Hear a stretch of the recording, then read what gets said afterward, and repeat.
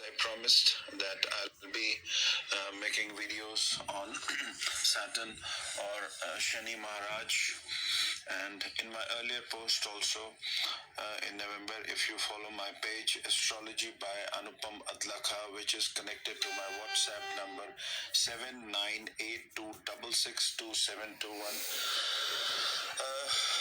I repeat 7982662721. You'll be able to appreciate what I have said about the Sanatan Dharma, the planet Guru or Jupiter Maharaj, and the planet Saturn or Shani in my earlier post. So you can go to my page Astrology by Anupam Adlakha. If I make very small post for 10 minutes, as I don't want your interest to be discontinued. So just a brief recapitulation that, Saturn or Shani Maharaj, it represents durability, it represents endurance, it is the significator of maturity, So Saturn, this post will be dedicated to Saturn in Aries or Saturn in the first bhava of the chart of those individuals who have Saturn in first bhava or in Aries. They can see, and even if you don't have, you as an astrologer, budding astrologer, or just for the sake of curiosity to try to understand what planetary energy is all about, just to raise the level of your consciousness, you can just give me 10 minutes of yours.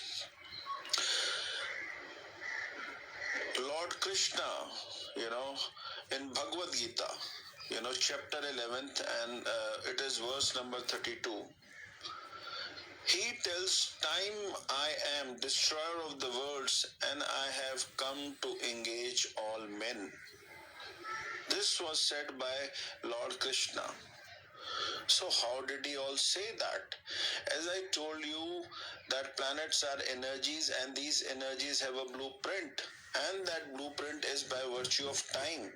So this Kal, time, everything happens in a time frame, and that time frame is regulated by Saturn or Shani Maharaj, which helps us to maintain the hierarchies, the law, the order, the maintenance, So the timekeeper, Kal, Mahakal, Shivji, Now this planet Saturn has a great affinity for infinite intelligence, and thus it is dwelled upon the magnetic fields of the time and space by those who wish to protect the system. Every denizen of particle has two vibrations. One is the upper vibration and the lower vibration. So this lower vibration does not mean inferior in terms of value or in terms of morals. This lower vibration of consciousness is Saturn or the Shani Maharaj. So you can also say that it represents some kind of pessimism. Why? Because a pessimist is one who makes difficulties of his opportunities, and an optimist is the one who makes opportunities of his difficulties. So Saturn in first bhava in Aries, you would think that this person is a pessimist or he is melancholic. So both in thought and in feeling, even if the time is real, as I say, in thought and in feeling, even if the time is real, to realize the unimportance of time is the gateway to the wisdom. This was said by W.B. Yeats. So that means even if you realize time, sometimes you have to realize what is the importance, and the same time you have to realize what is the unimportance of time. So it is very important in life to realize A, what to do, what is your ambition, and B, what to realize, what not to do. So what not to do, resistance, endurance is all Shani Maharaj. It's all about Saturn. So it is one of the gateway to the wisdom. Now technically Shani in Mesha or in Aries, it is debilitated or Nicha. Okay. So I will first take 2 minutes and to describe you what will be the personality of a person who has Shani in Aries, or who has Shani in first bhava. First bhava means the self, Tanubhav. Now such person will be a time structured personality. You know that he will have various intervals in life, and those intervals will lead to a transformation. So he will be a very time structured person, this to this, this to this, so very fixed. Such child, even if born, his parents will realize that his conduct is very mature. He will be someone who will be able to produce and do the best under pressure, under duress. And he will be a personality which will have a very orderly movement. I mean, he'll like to get up at this time, he'll follow the routine, then go to the school or not go to the school, but he will follow the routine. He will have a regimented appearance, if everyone is following that order, I'll also follow that order. So he will have a regimented appearance, mature conduct, time structure, personality. He will have a grim determination to survive. Aries is the sign of sustenance, survival. You can say it is the vocation of dispossessed, underprivileged. So he will have a very grim determination to survive. And he will feel that he has come into this world. Mentally he will feel that this world is a very tense competition. So he will feel fatigued, he will feel exhausted. He will identify his birth with someone with a heavy responsibility. So he will not like to have unnecessary changes. So anti-change kind of people. In India, there's a tribe that is called as Jarawa tribe. Still, those tribes, they do not indulge or engage with the other people. Why? Because they think that they want to preserve their integrity. So this kind of personality is produced. He will think that he has taken birth to work, so he lives to work. And he will have a class conscious identity, that I am born to such parents, my grandparents are this. So he will believe in the hierarchy of organizations. Now, physiologically, such kind of a person will have a very low metabolism. Body metabolism will be very low. He will have old blood feuds. Old blood feuds means some of the challenges or fights which his fathers or forefathers have, he will carry on with the same challenges. And due to duress and pressure on his brain, he will have kind of brain cramps. He will feel so much exhausted. There is going to be a blocked kind of a blood flow. So he will have very sparse and scarce blood flow. The muscles will not function to its 100% capacity because they'll feel fatigue. As Shani represents resistance, so the blood flow will not be 100%. So he will not be a very innovative person. He'll not do something which is new, or he'll not invent something or discover something or passion. He will just follow what his fathers, forefathers have been telling him. He will have a fierce resistance. No, I don't want to do this. No, all the new ideas will be frozen. He will follow the law of winners. He will not follow the law of losers. Proletarian battles must maintain that kind of dominance and, contempt for any kind of independence. He will be burdened. He will be burdened by his life and burdened by the championship of his life.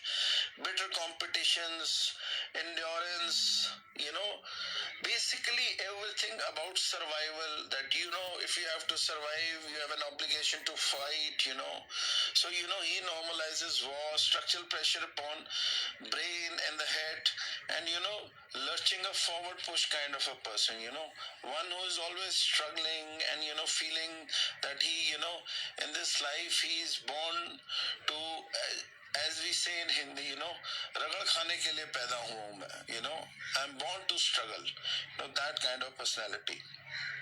And if he will have any kind of a conquest, if he'll make any kind of a conquest, that will have more of oppressive duty. So the more conquests he makes, more oppressive duty will have, and physically he will feel at an inferior level, lack of physical supremacy will be there, and he will feel that his body has very scarce vital resources, so he has to spend his energy very slowly. Now I give you a brief elucidation of this personality by an example, and I have taken the data from a very well-known astrologer, B.V. Raman, and his Saturn, the father of nation Saturn, is in Bhava 1, first Bhava, and it happens to be in Scorpio. So we all know, I'm not here to do postmortem astrology, but we all know the first house and the eighth house. Eighth house represents the upheaval, the Scorpio personality. We all know that this guy, who was born to a divan, was traveling in a train, and because of class distinction, he was thrown out. So that was the trigger in his life. So as I explained you what is the personality of Shani in Bhava 1, such kind of persons, they become very adamant, very judgmental, very stubborn, very obstinate. And I'm not saying this. These are not my words. These are words of Shiv Kheda. So I am just telling you what planetary energies are, and I'm just telling you to appreciate how planetary energies work. And then Satyagraha, the movement which he launched, that was based upon blood feud. He thought that, there are generations of responsibility upon him, and to have a blood feud with that of Britishers. So Satyagraha, resistance, endurance, de di azadi bina khadak bina dhal, non-violence.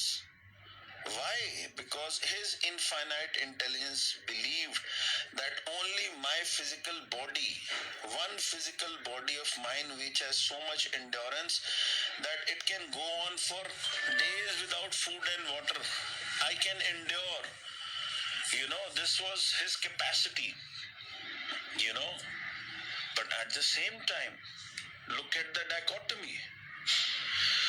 An entire freedom struggle that was based upon non-violence had lot of violence.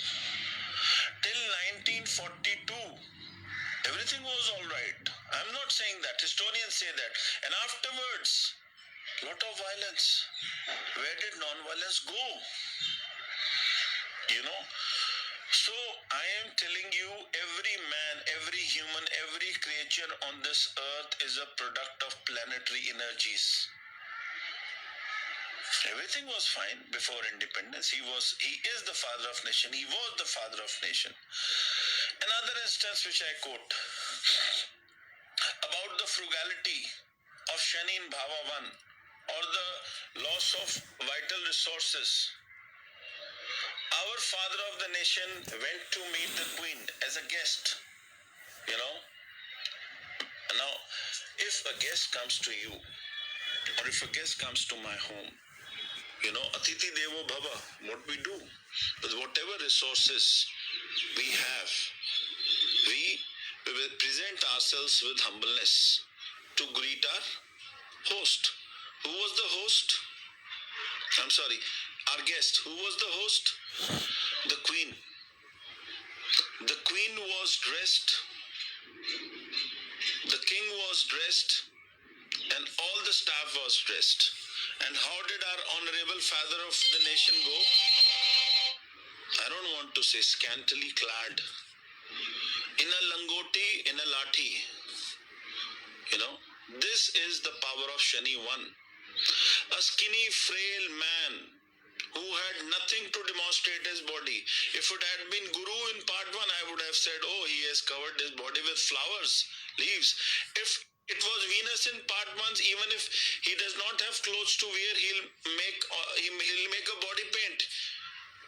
He'll have ornamentation, to attract people. If it was in Mars in first bhava, you would see that he will have a six-pack abs. People will see his body and say, oh my God, what a body, what an aggression of the body, what the muscular vitality. But he did not have anything of this sort. And then he went. So he was a stubborn man. And upon being said by the husband of the queen that you are wearing so much less clothes, obviously when you are meeting a female, there has to be a specific conduct, there has to be a specific decorum, there has to be, after all, you are meeting the queen, whatever. So I am not here to criticize anyone. I am just telling you how these planetary energies worked, as it worked in the case of our father of the nation. Then the person feels loss of vitality. He's stubborn, he's obstinate, because he believes in the class structure, And you see, as they say, Saturn gives drishti or the aspect to 3, 7 and 10th. He was a married man. He had 4 kids, but still he felt the loss of vitality, and in his own book, Experiments with the Truth, he himself has said that just to explore the bodies and the energies of the body, he used to sleep. Be undressed with certain women who were quite younger in his age. And he himself has written, I'm not documenting this, that he was trying to experiment and see the energies. So he was understanding what Saturn in the first bhava, his intelligence was trying to understand what Saturn in the first bhava is giving him, what the planetary energy is giving him, and what is he reflecting back. He used to have goat's milk because he thought that his digestion is so slow that it could not absorb the fat from the cow's milk, and that is why the metabolic changes.